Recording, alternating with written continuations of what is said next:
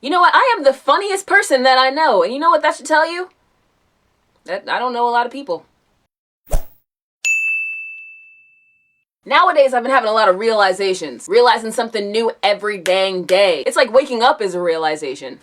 I am awake. But this is a good thing because figuring stuff out on your own is very important, especially when it's stuff that you should have known from the get-go. Fists in the air for all my late bloomers. Now let me break this down for you. I'm a nice person. I would go as far as saying I am even a good person. Meaning as a good person, you do things for other people without expecting anything in return. You do it because you know you should or because they need your help and you have an extra hand to lend. Do not get me wrong because here's where people tend to get me wrong. Being a good person is not slang for being a doormat. Just because I'm nice doesn't mean I'm gonna let you walk all over me because my niceness only runs so far with you people, okay? I will help you out if you need help, but I will not be your kitchen stool. I will lend you a hand when you are in need, but don't take both my hands because then I ain't got no hands for myself. I will bail you out of metaphorical jail, but if the policeman asks me where the jugs came from and there's a $50,000 reward for telling, then, you know.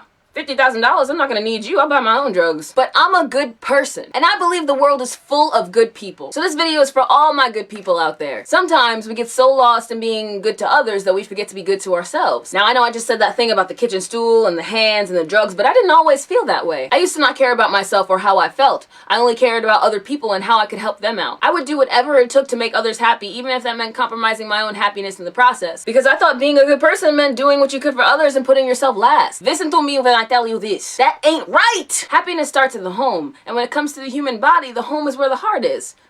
Or if you're like me, where the food goes, so the stomach. You want to love everyone else, but there's no way you can do that if you're not loving yourself first. Because let me tell you something else. People can smell the goodness inside of it, and they will feed off of it. There are people out there who will mistake your kindness for PAB-ness, and they will take you for granted because they think that they can. You can still be a good person and refuse to take people's ish at the same time. It shows that you respect yourself, which you should because you are awesome. If you're like how I was, then you know the feeling of trying to please the ones nearest and dearest to you, but then still not feeling any sort of fulfillment. It's because you're working your patootie off to please the wrong person.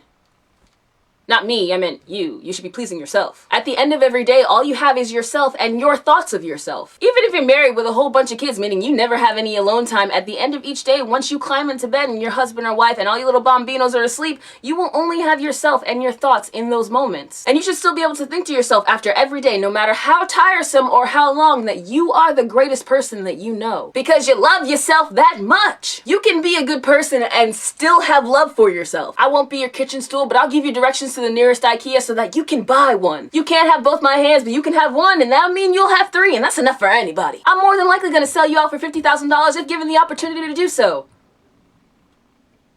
What?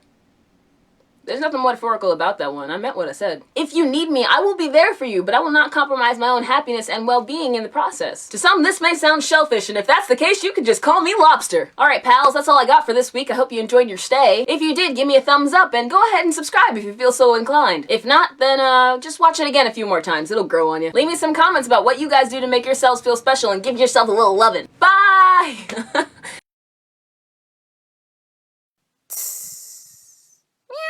Meow.